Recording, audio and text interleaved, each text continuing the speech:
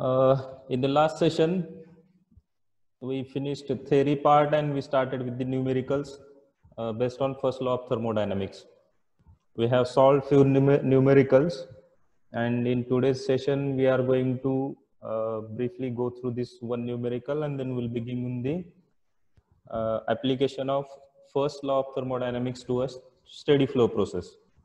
So before starting that part, let's go through this last numerical that is also based on first law of thermodynamics, the basic equation or mathematical equation of first law of thermodynamics, that is Q is equal to delta U plus W. This numerical is based on that one only. It is little bit complicated than the numericals that we have seen in the last session. So let's take a look at this one. Let's go through the statement first. There is a piston cylinder machine that contains a fluid system which passes through complete cycle of 4 processes. So there is one cycle and it has got 4 parts, or that cycle is included or consisting of 4 stages. What they have told us next: during cycle, sum of all the heat transfer is 170 kilojoules 170 kilojoules, and the system completes 100 cycles per minute. So this 170 minus 170 kilojoule heat transfer is for single cycle, and similar 100 cycles are going to be there for 1 minute. Now they have asked to complete the following table showing the method for each item, that method that you are going to apply to calculate that particular missing thing, and they also have asked to compute the net work output in terms of kilowatt. So they have given total heat interaction. In this table, they have given some additional data for individual stage like AB, BC, CD, and DA, and we need to find the missing things. So let's begin with the first cycle, that is AB. Now, if you look at the AB cycle, the given data is Q. 0 is there, but we know that Q is equal to 0. The work transfer is also given, that is kilojoules per minute of 2170, and we need to find this change in internal energy for first stage, that is AB. So let's apply the first law of thermodynamics. The general equation: Q is equal to delta E plus W. Q is heat interaction, delta E is change in internal energy, and W is the work interaction. Now if you look at the input data, Q is given 0. So this Q is 0. W is 2170, and we need to find delta E. So if you put those values in this equation, we'll directly get the delta E, and that is minus 2170 kilojoules per minute. So we are done with this first blank space. Let's go to second space. Second stage is BC. For that BC, the input is heat interaction is 21,000 kilojoules per minute. W is 0 for the second stage, and again we need to find change in internal energy. So let's apply the first law of thermodynamics again. Q is equal to delta E plus W. Q is given 21,000 is equal to delta E that we are supposed to calculate, and W is equal to 0. So on putting all these values, we will get the delta E is equal to 21,000 kilojoules per minute. So now we are done with second step also. Let's go to third one. For third one, Q is negative. So that is heat is being lost by the system, that is minus 2100. We need to find W, and delta E is also given minus 36,600 kilojoules per minute. So let's put all these values in the equation. Q is equal to delta E plus W. Q is equal to minus 2100 is equal to delta E is equal to minus 36,600 and plus W that we need to calculate. So on solving this one, we'll get W is equal to 34,500 kilojoules per minute. Okay, so till this stage, that is A, B, B, C, C, D, everything was straightforward. Two things were given and we were just supposed to calculate the one missing thing. So that was quite easier one. Now let's take a look at the fourth process, that is DA, and for that one, all are the blank spaces.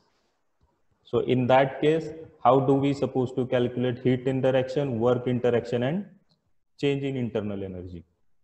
Now for that one, they have given some input, but that is in some other format that we need to convert into a desirable format. So what input data is there? During the cycle, sum of all the heat transfer is equal to minus 170 kilojoules. Means for complete one cycle, that is when I add those four processes together, the total heat interaction is minus 170 kilojoules. That is for individual cycle. But now if you look at the units of heat transfer, work transfer, and change in internal energy, all are given in terms of kilojoules per minute, kilojoules per minute, kilojoules per minute. But this one is given in terms of kilojoules. So we can easily get that this minus 170 kilojoules is for single cycle, and whereas there are 100 cycles taking place per minute. So to convert this 170 kilojoules for one cycle into kilojoules per minute, I need to take product of this 170 and this 100. So that way it will become 17,000 kilojoules per minute. Okay. So now the total heat transfer or heat transfer rate is going to be 17,000 kilojoules per minute. So let's try to use that one. So here, this total heat interaction input for individual cycle is minus 170 kilojoules. For 100 cycle, we have taken product of this 170 and 100, so that we got minus 17,000 kilojoules per minute. And we have added heat interaction for all these processes. So QAB plus QBC plus QCD plus QDA, that is heat interaction for individual process. We have added heat interaction for those four processes, and that total value is given 17,000 minus 17,000 kilojoules per minute. So by putting this 0, 21,000 minus 2,100, you will get the missing value, that is QDA, and that is going to be minus 35,900 kilojoules per minute. Okay, so now we are done with this first blank place. Now next, try to get either W or delta E. Now getting W is little bit difficult, but getting delta E is quite easier one. How? While proving that energy is a property of system. Energy is property of system. What we have done? We proved that if system changes its state from one position to another one, and when it returns back to its original state by following two different paths, then the change in internal energy for this path as well as this path is going to be remain same, right? So that way we know that whenever system changes its state from, or it starts changing its state from one condition, it undergoes some random number of state changes, and when it finally returns back to its original state, then that change in internal energy has to be 0, right? That we know, because whenever system start changing from one state means whatever internal energy it has, when it undergoes some random number of stages and return back to original state, then this value of energy has to be attained by the system. Then only we can say that system has returned to its original state. And if it is returning back to its original state, then this delta value has to be 0.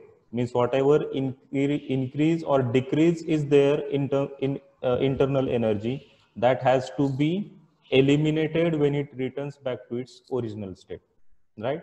So we have that relation, cyclic integral of delta E is equal to 0. Cyclic integral of delta E is equal to 0 means when you take summation of internal energy for a complete cycle, that always has to be 0.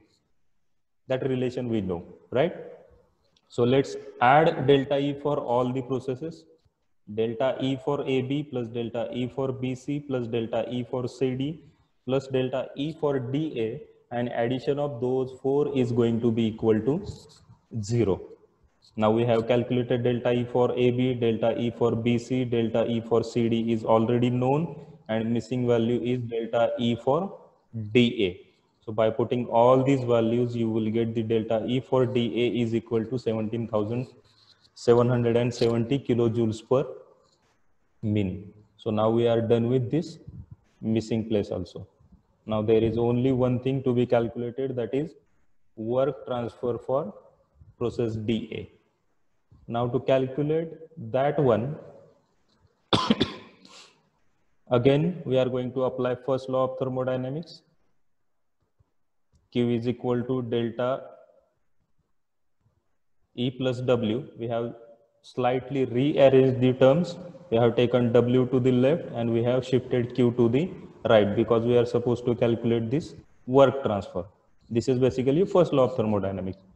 So WdA is equal to QdA minus delta EdA, and by putting those two values that we have already calculated, this Q and delta E, you will get the work transfer for DA, that is minus 53,670 kilojoules per minute.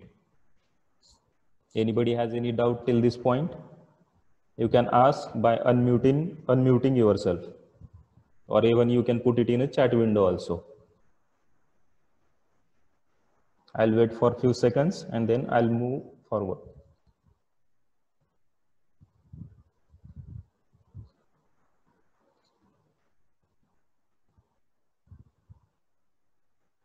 Nobody has got any doubt? Okay.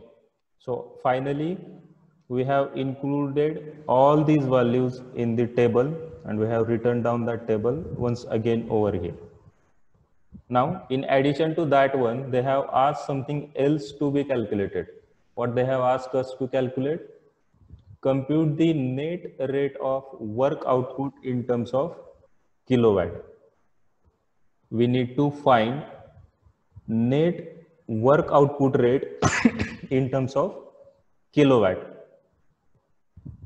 Now what we need to do for that one? We have calculated work transfer for individual process, for AB, for BC, for CD, for DA. We just need to add those things together. If you take addition of those four, you will get work transfer for the complete cycle. Additionally, we have proved that whenever system start changing its state from one position, and when it returns back to its original state, for that process or for that cycle, the net rate of heat transfer is equal to net rate of work transfer. That is cyclic integral of Q is equal to cyclic integral of W, that we have proved in the past. So that way you can take summation of this one also, that is also going to be equal to same thing, that is minus 17,000 kilojoules per minute. Okay, so you either take addition of those four or you take addition of those four, you are going to get the same answer because it has undergone the cycle, and for cycle sum of work transfer is equal to sum of heat transfer.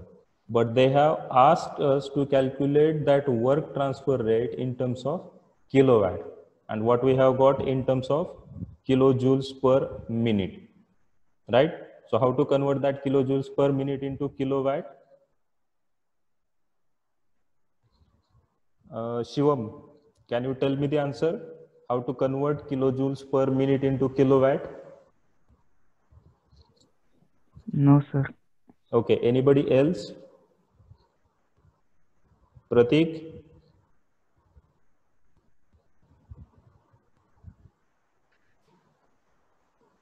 Prateek No, आहे sir. का? नाही सांगता येणार? Okay, anybody else?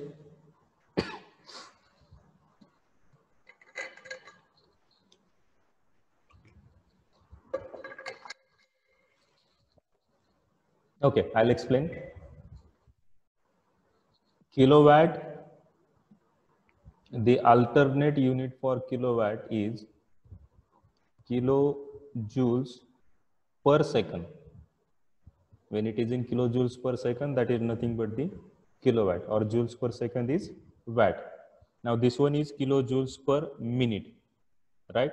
So to convert that kilojoules per minute, what I need to do, kilojoules will remain as it is. For the denominator, there is minute. Now to convert that minute into second, what we need to do, we just need to multiply it by 60, right? So that way minute will become second. Now we are multiplying the denominator by 60. So ultimately what is going to happen? We need to divide whatever numerator is there by this 60, because we are adding that 60 in the denominator. So it is going to divide the numerator ultimately. So if you divide this 17,000 by 60, you will get this answer, 283.3 kilowatt. You can try by yourself. You are going to get the same answer. Now the doubt is cleared. Shivam and Pratik? Yes, sir. Okay.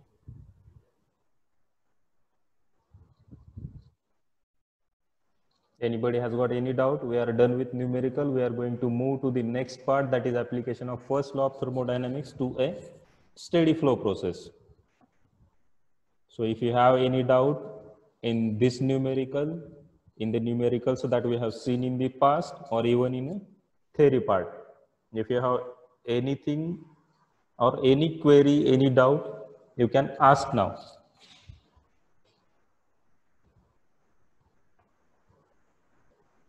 If you don't have any query, any doubt, we'll move to the next part.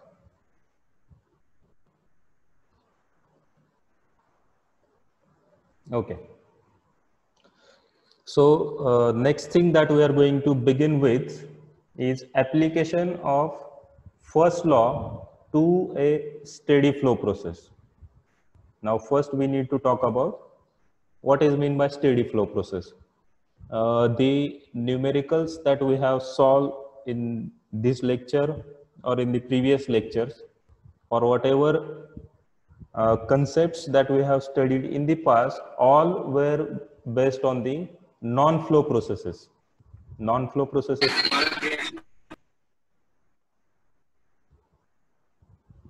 Mute. Somebody is creating disturbance.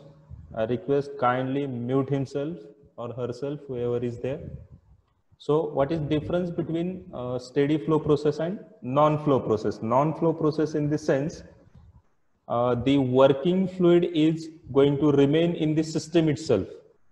It is not like entering at certain rate, doing its work, whatever work is assigned to it, like producing work or consuming work, and then leaving the system with the same rate. It is not like that.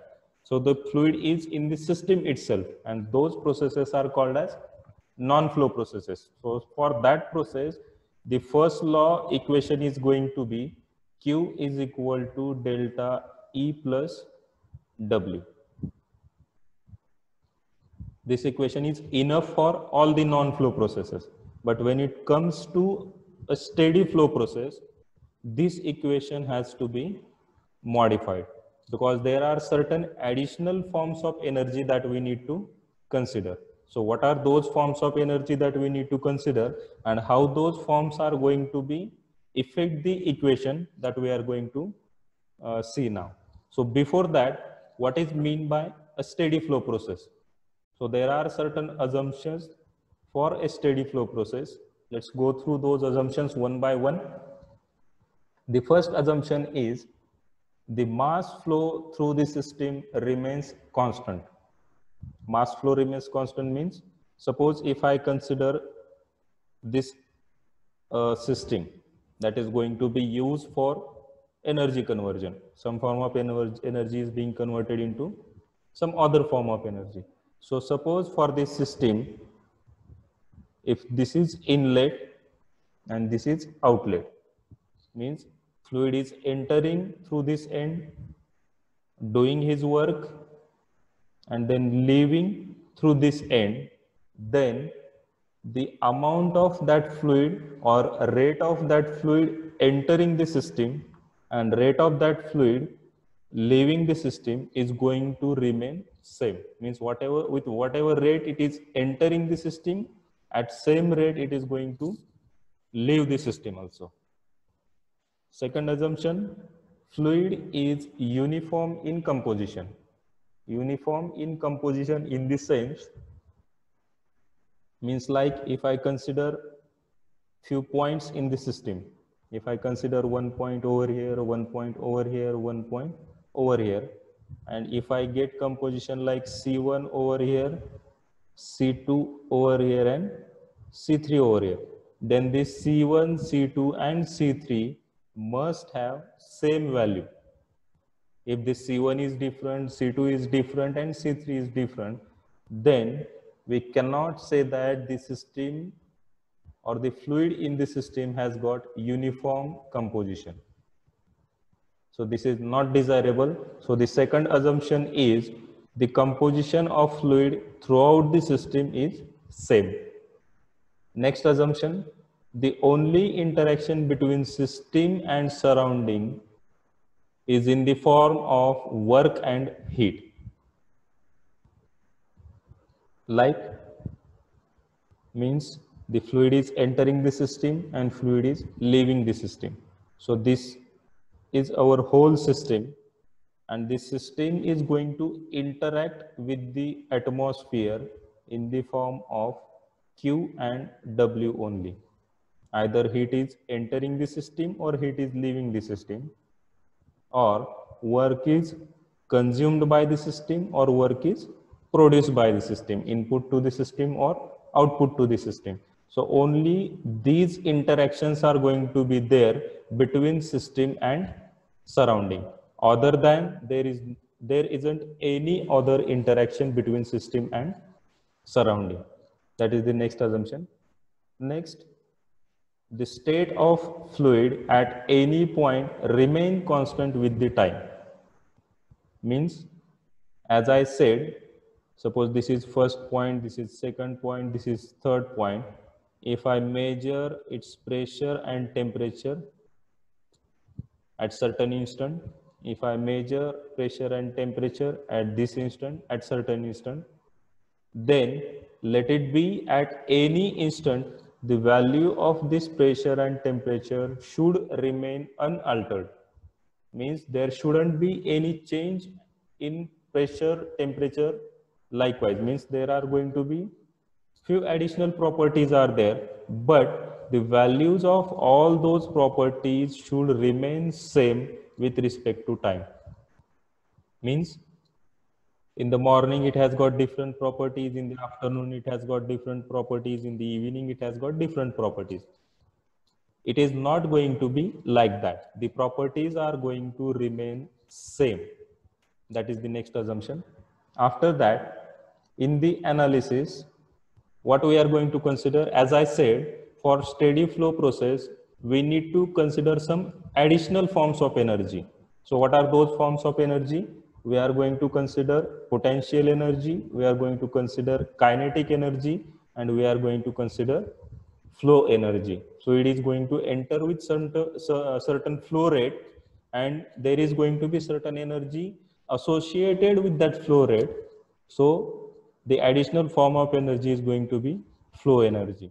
So we are going to add these three forms of energy in this equation, and because of that one, this equation is going to be modified.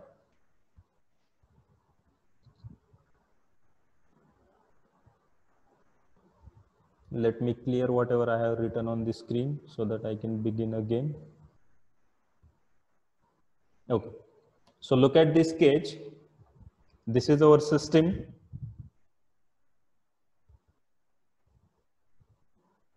As I said, this is inlet of the system.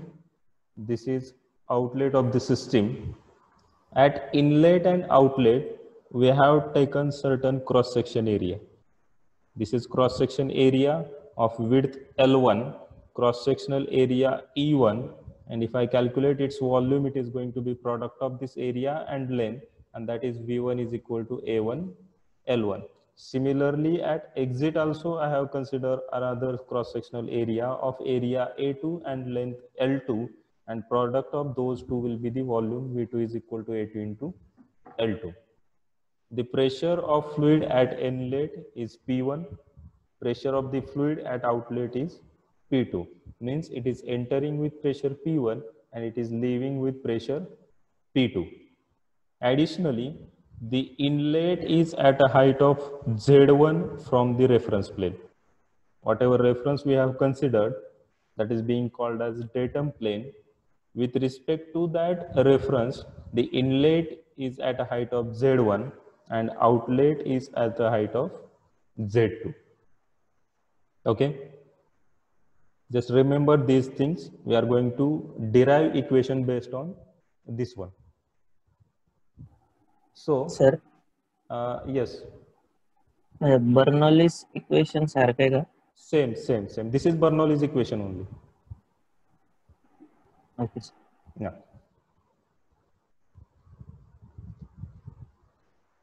Okay.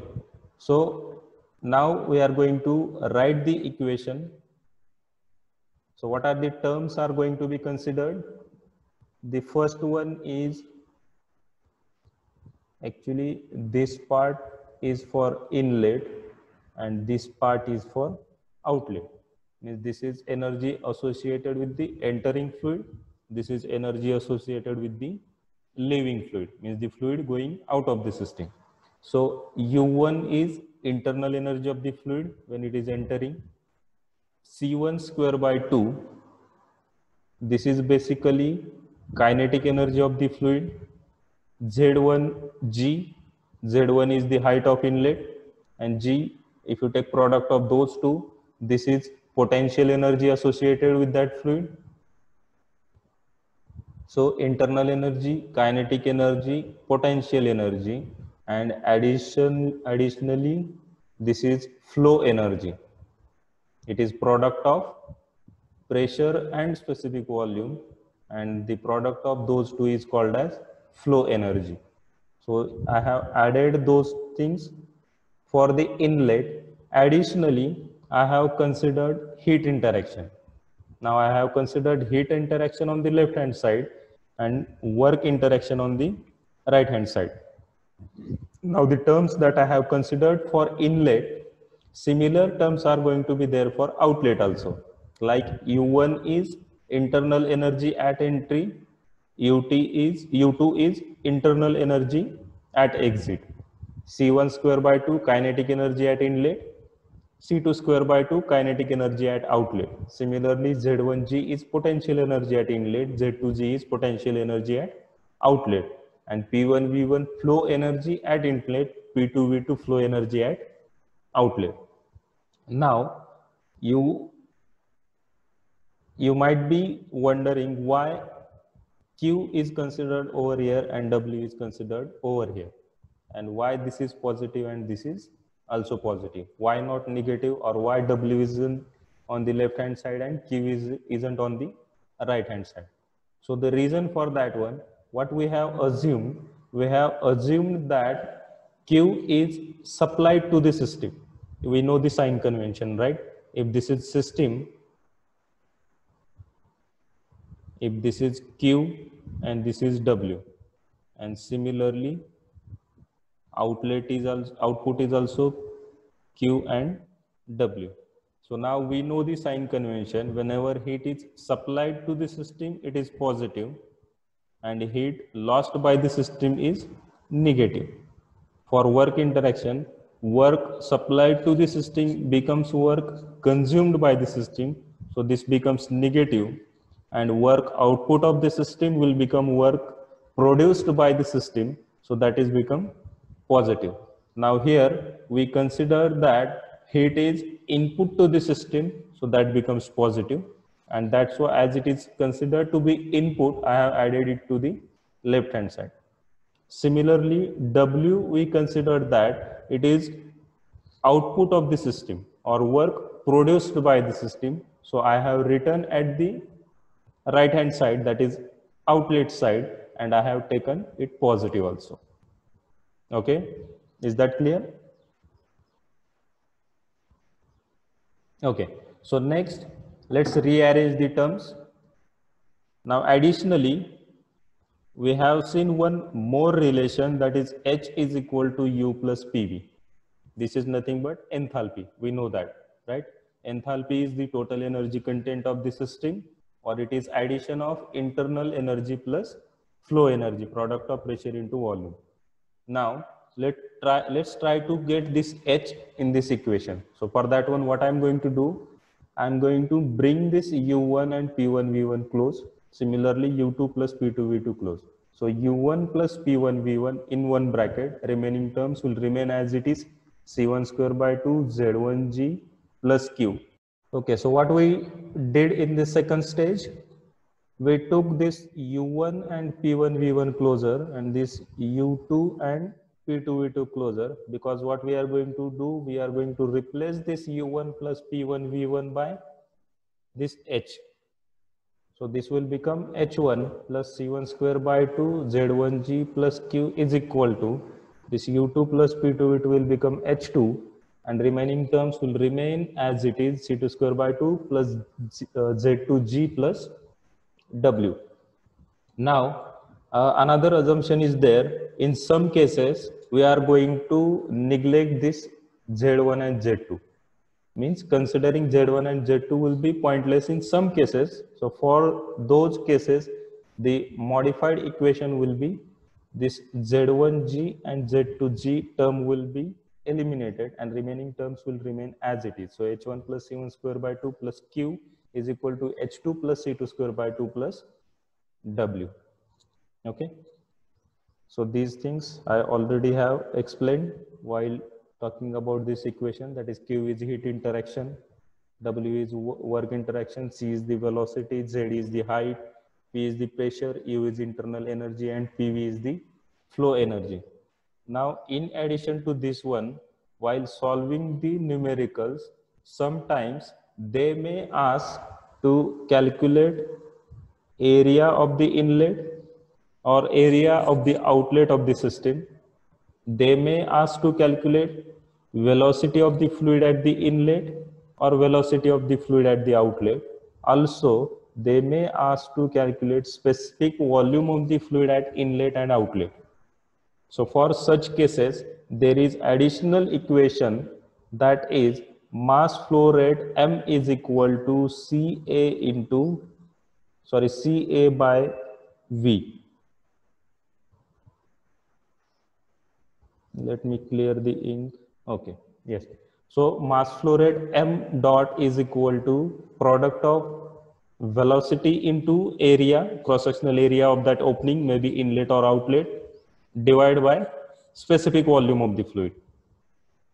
And as we know that the first assumption is the mass flow rate through the system remains constant. Means the rate at which fluid entering the system is going to be same as that of rate at which fluid is going to leave the system. So we get the another equation based on this one only. M dot is equal to C1A1 by V1. This is for inlet, is equal to C2A2 by V2, that is for outlet. Means it is going to remain for the remain same for the inlet and outlet. Now, if I see whether this equation is correct or not, this M dot is mass flow rate. Mass flow rate in the sense kg of fluid per second. It is mass flow rate, right? So the unit for mass flow rate is kg per second. On the right hand side, what I'm getting? CA by V. C is the velocity. What is unit of velocity? Meter square per second, right?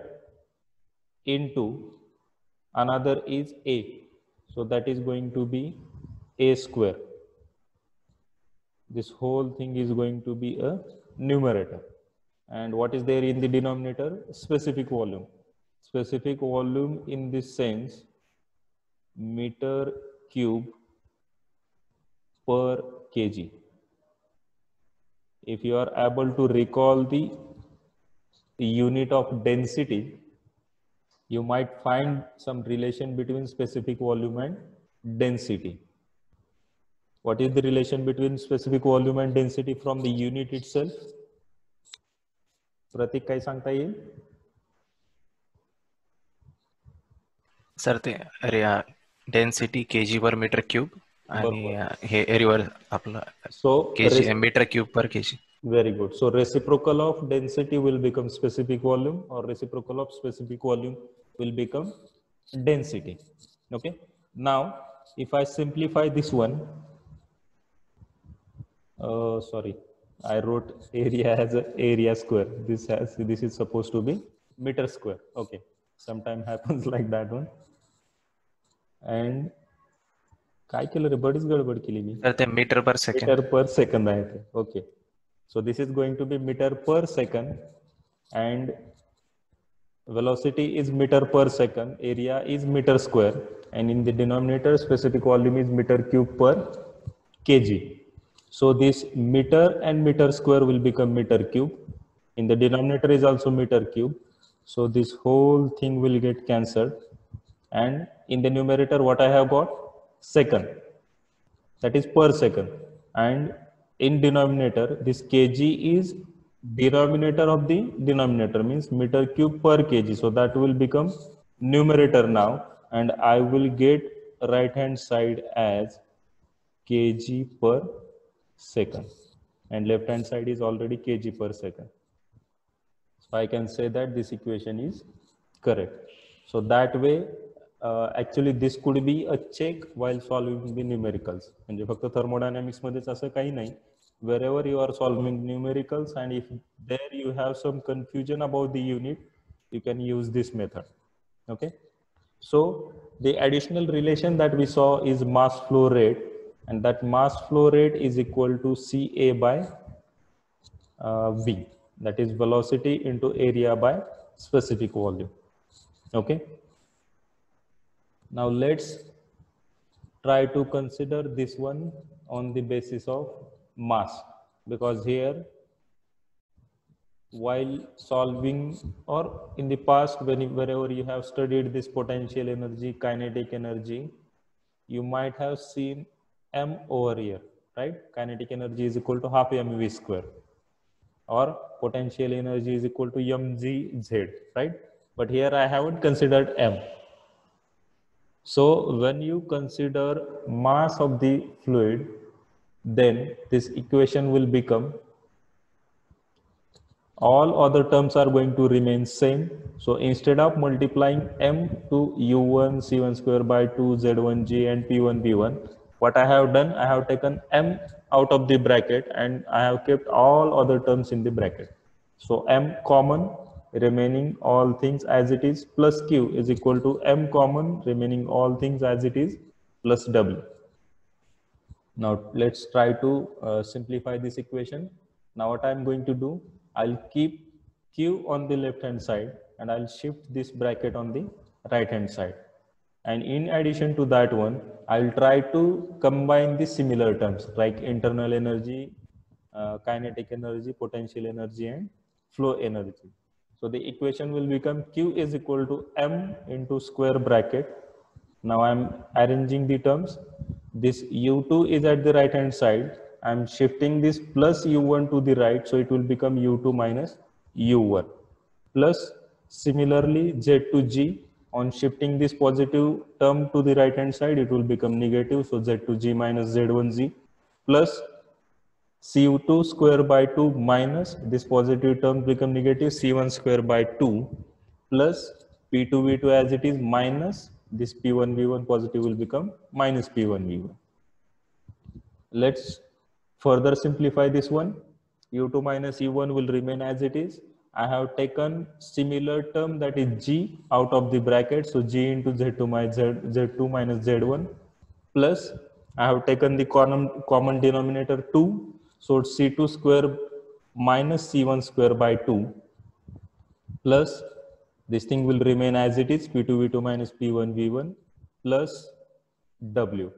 Now this M into U2 minus U1 will become delta U.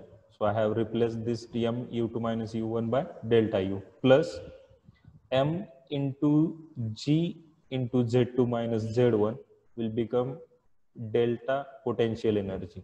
So I have replaced this one with delta PE, so delta U internal energy plus potential energy plus similarly M into product of this one will become delta KE and M into product of this one will become delta PV, that is flow energy.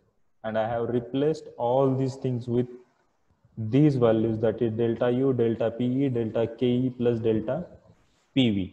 So now this equation has become Q is equal to delta U plus delta PE plus delta KE plus delta PV plus W. Now, same equation,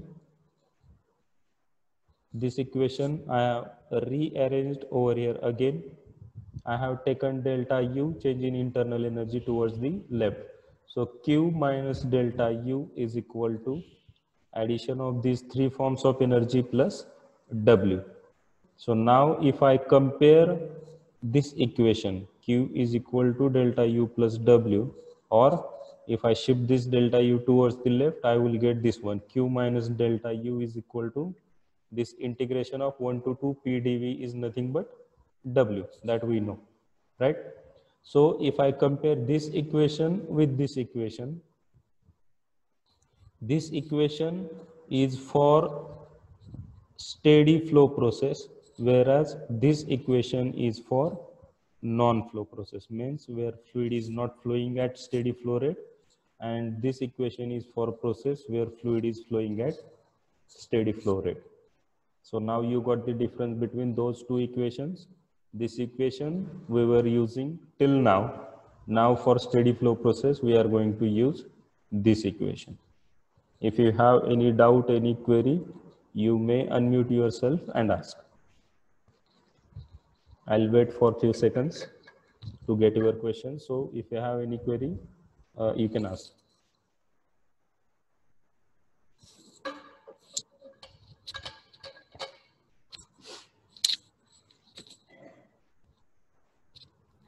Sir.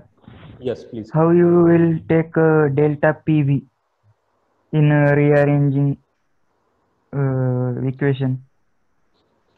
Because we are taking final minus initial. So final minus initial is going to be a delta.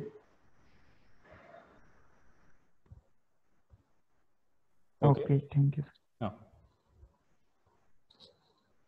final minus initial in the sense before after process minus before process. So that is going to be a delta value, or that is the value that has got changed after the process. Anything else? No, sir. Okay. Sir ते first equation मध्ये M ना सगळ्याला multiply M U1 plus M P1 V1 पण येईल का? हो हो. इथं केलं ना आपण M into P2 V2 minus P1 V1. So that has become delta PV.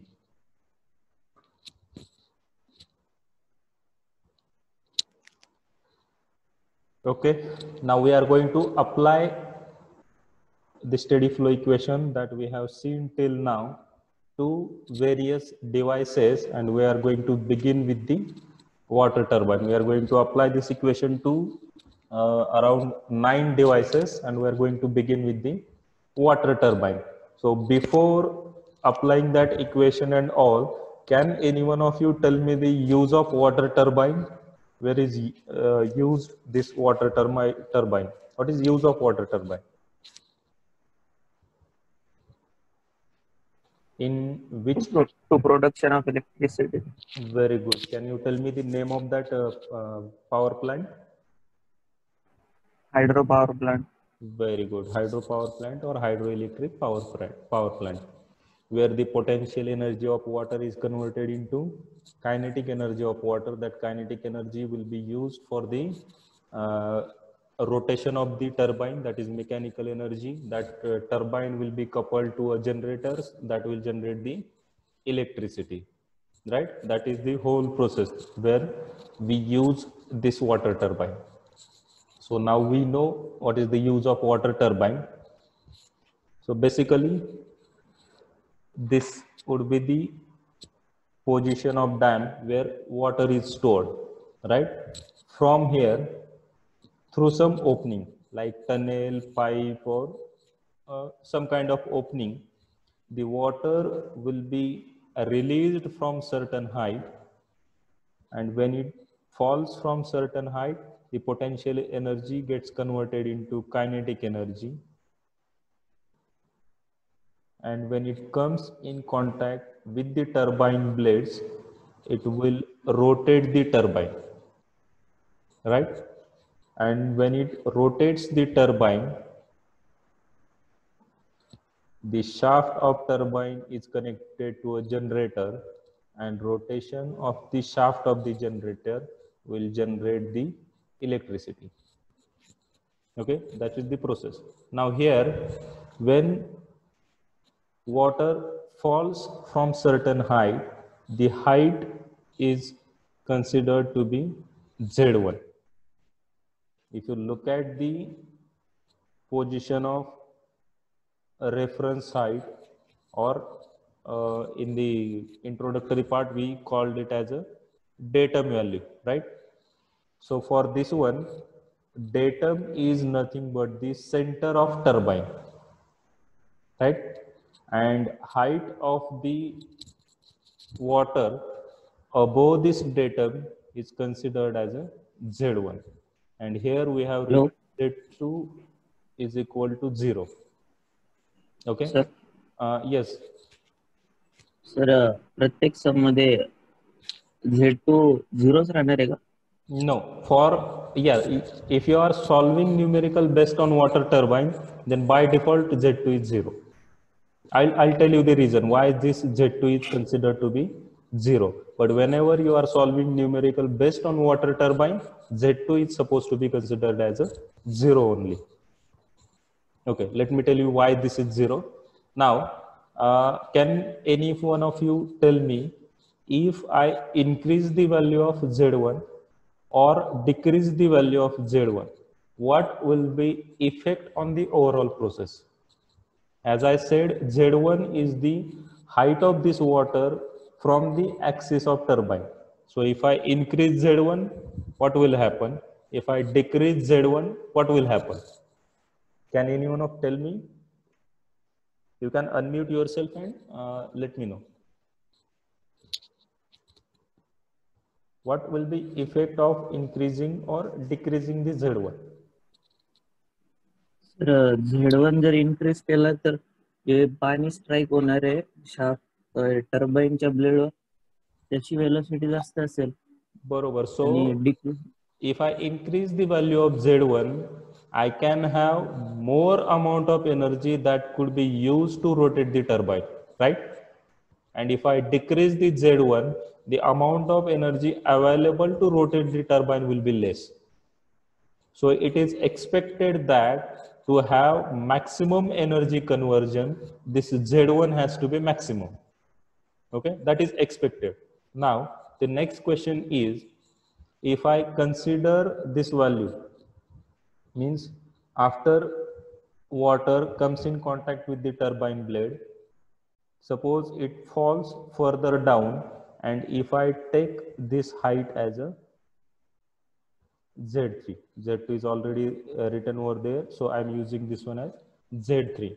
So now if I increase this Z3 or decrease this Z3, what will be its effect on the process?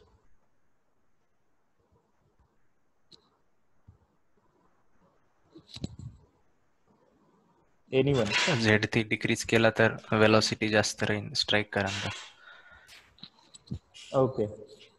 Pratik has opinion that if I decrease the Z3, the velocity will increase. Anybody else want to say anything else?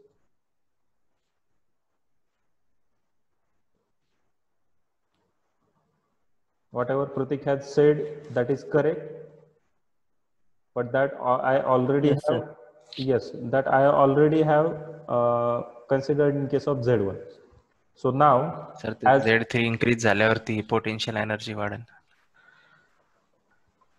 if I increase Z3,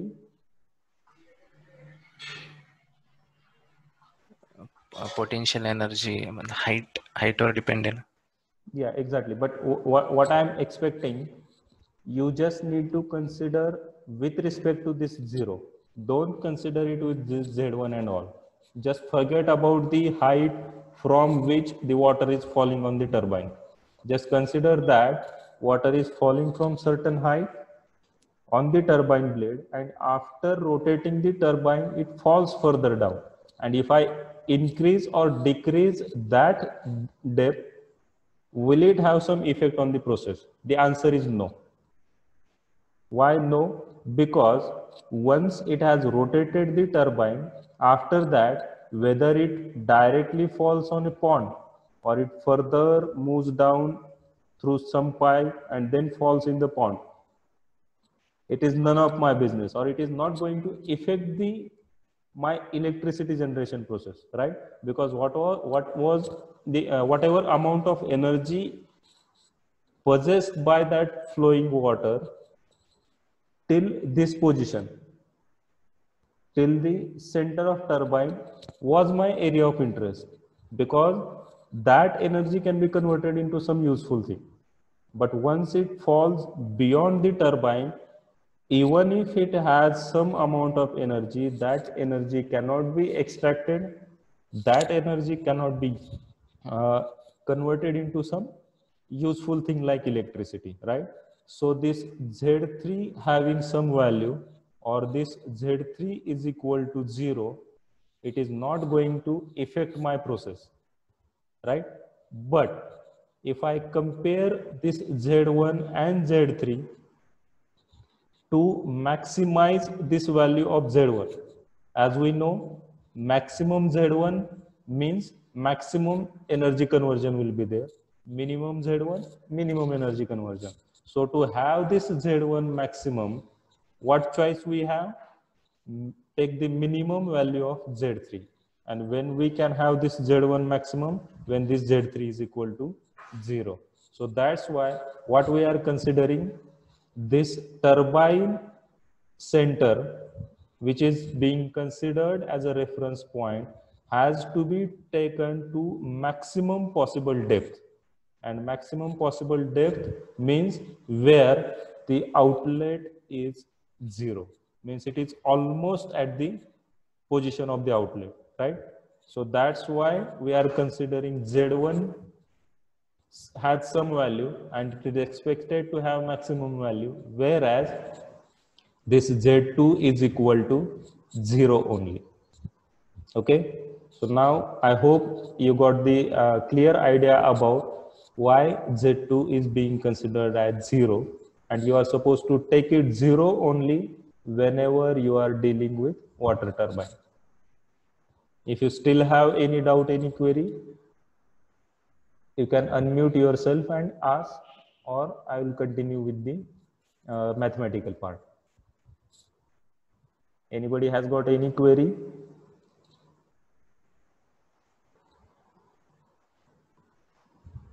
No, sir.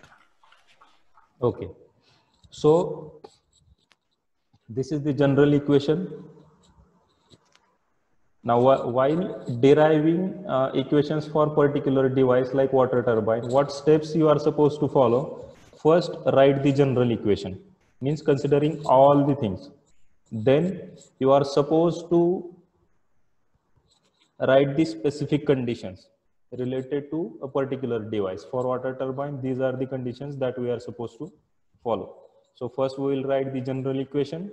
Then we'll write the specific condition for the device, and then we'll put all these conditions in the general equation, and we'll derive the final equation for that particular device. Okay, so these steps we are going to follow. So here I have written the general equation: u1 plus p1 v1 plus z1g plus c1 square by 2 plus q. The terms might have rearranged, but all the terms has to be considered, is equal to u2 plus p2 v2 plus z2g plus c2 square by 2 plus w. This is general equation. Now if I consider internal energy, flow energy, potential energy, kinetic energy, heat interaction, and work interaction, which things are going to be of less importance, or even we can neglect those things. So whenever you are trying to consider the specific conditions, always begin with the Q. Why you are supposed to always begin with the Q? Because if you are able to recall that internal energy of a system is a function of temperature, right? That we know. If there is increase in temperature, internal energy is going to increase. If there is decrease in temperature, internal energy is going to be decreased. And if Q is equal to 0, then this delta U will become 0. So you are always supposed to start with the Q. Now, if I am considering water turbine, do you think that there is going to be addition of heat? There is going to be heat released by the system? Something like that is going to be there in case of water turbine? Anybody can answer? No, because we are not supposed to consider that heat. The energy conversion principle is like water is stored at certain height, it is released from that height on the turbine blades, turbine rotates, its shaft rotates, the shaft is coupled to generator shaft, and generator generates electricity. So heat is never comes into picture, right? So this Q becomes 0. And as I said, if Q is 0, then this delta U is supposed to be 0, right? So if Q is gone, this U2 minus U1 is also gone. Those two terms are now eliminated from the equation. Now, as this U1, U2 is gone, there isn't any change in temperature. Temperature is not increasing, temperature is not decreasing. So its specific volume will also remains unchanged. So instead of considering V1 and V2, now we are going to consider it as a V, because it is not going to change. Also, as I said, this Z2 is going to be 0. Now we have considered these 4 things. Let's put those 4 things in the equation. So Q2 is 0, U2 minus U1 is 0, this Z2G is also 0. And if you eliminate those things, you will get the final equation as P1V, because we are considering V1 is equal to V2 is equal to V. Sir, Z2G hai, sir. No, Z2 is 0 over here. And if Z2 is 0 multiplied by something is 0 only. Next, the final answer मध्ये आहे 0. अच्छा इथं लिहिलंय का मी? Okay. So that has to be removed. Okay, very good. So the equation will become P1V plus Z1G. Kinetic energy need to be considered. So C1 square by 2 is equal to P2V. This Z2G should not be there. Plus C2 square by 2, that is kinetic energy, and plus W. Q is gone. In general equation, W is positive. In final equation also W is positive. Why W is positive? Again, sign convention. If work is consumed by the system, negative. If work is produced by the system, positive. So this turbine is not a water consuming device, it is work consuming device, it is work producing device. That's why this W is going to be positive. Okay, so now we have come to end of this water turbine part, and the final equation is also we have got as P1V plus Z1G plus C1 square by 2, and that is going to be equal to P2V plus C2 square by 2 plus W. Okay, anybody has got any doubt?